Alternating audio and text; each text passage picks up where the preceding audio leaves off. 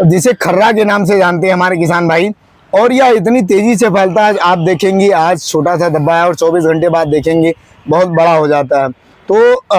ये देखते देखते पूरे पौधे में, और पौधे से फिर पौधे के फलों में, और फलों से पूरे फसल में फैल जाता है, और ये बहुत तेजी से फैलता है। तो इसकी रोकथाम के लिए किसान भाई हमारे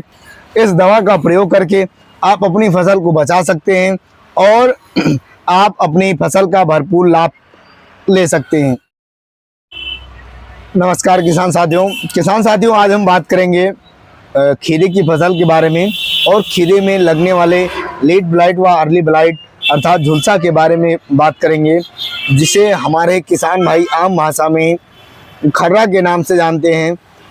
जो पत्तियों के ऊपर पीले पीले पान की तरीके से थूके हुए धब्बे बनते हैं। जब आप पान थूकते हैं तो आपको ज़मीन में जिस प्रकार से धब्बे दिखाई देते हैं, उसी प्रकार से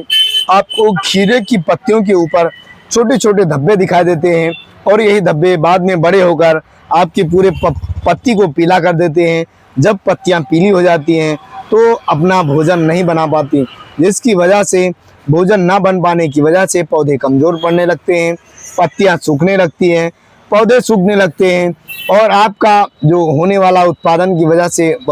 लाभ होता है उससे आप वंचित रह जाते हैं। तो आइए किसान साथियों, इस वीडियो के माध्यम से आज हम जानते हैं कि खीरे में खर्रे के लिए अर्थात लेट ब्लाइट के लिए किस दवा का प्रयोग करें कि आप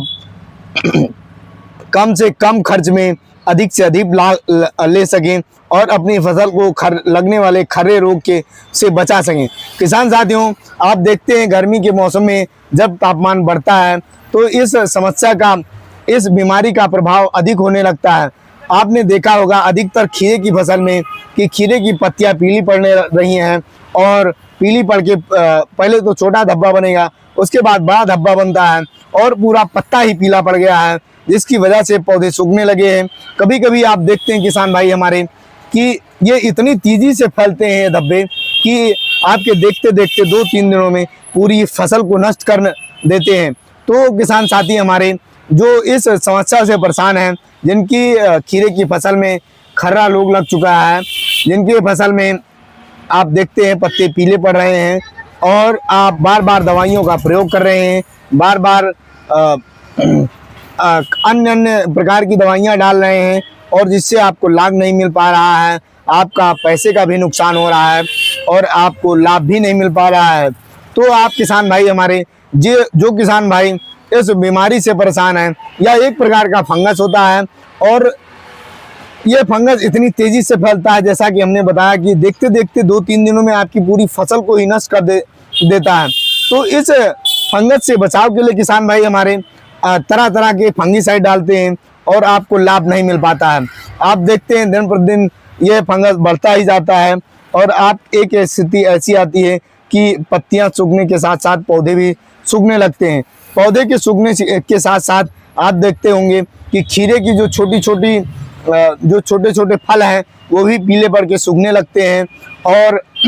आपका नुकसान होने लगता है। पौधा पूरा पीला पड़ जाता है, पत्ते भी पीले पड़ गए, और उसके साथ साथ जो फल आए हुए हैं वो फल भी पीले पड़ने लगे हैं। तो इसकी रोकथाम के लिए किसान भाई हमारे बायर क्रॉप साइंस कंपनी की किसान साथियों,